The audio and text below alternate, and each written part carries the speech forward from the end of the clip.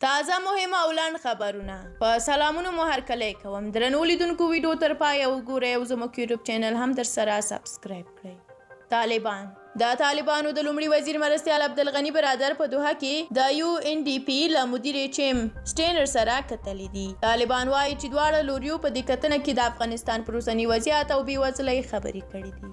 روسیه د روسي ولسمشر ولادیمیر پوتین له ملګرو ملتونو غوښتنه کړې ده چې له تور نوملړ د ځینو طالب مشرانو نومونه لرې کړي. پوتین ویلي دي چې دې برخه کې د روسي یو اړخیز اقدام پایله نه ورکوي بلکې ملګري ملتونه دې اقدام وکړي. د افغانستان بهرنیو چارو وزارت د پوتین د څرګندونو هرکلی کړی او زیاتوي چې افغانستان کې اوس جګړه پای ته رسېدلې ده او موږ غواړو چې نړۍ سره ښې او مثبتې اړیکې ولرو. زلمی خلیلزاد له CCS سره په خبرو کې ویلي دي چې اشرف غني د تمې خلاف کارونه وکړل او له افغانستانه ووته. خلیلزاد ویلي که اشرف غني له افغانستانه تښتېدلی نه وی نو افغانستان به اوس په دې وضعیت کې نه و او یو ټول شموله حکومت به جوړ شوی وای.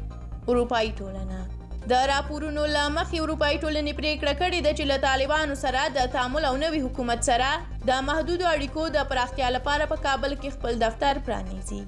سپین بولدک چمن لارې د تړل کېدو له امله همدا اوس شاوخوا 55,000 لوی او واړه سوداګر زیانمن شوي دي او کارونه یې له ګواښ سره مخ دي.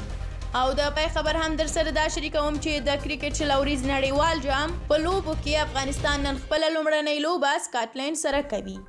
له تاسو ډیره زیاته مننه چې د دې ویډیو تر پایه را سره پاتې شوئ.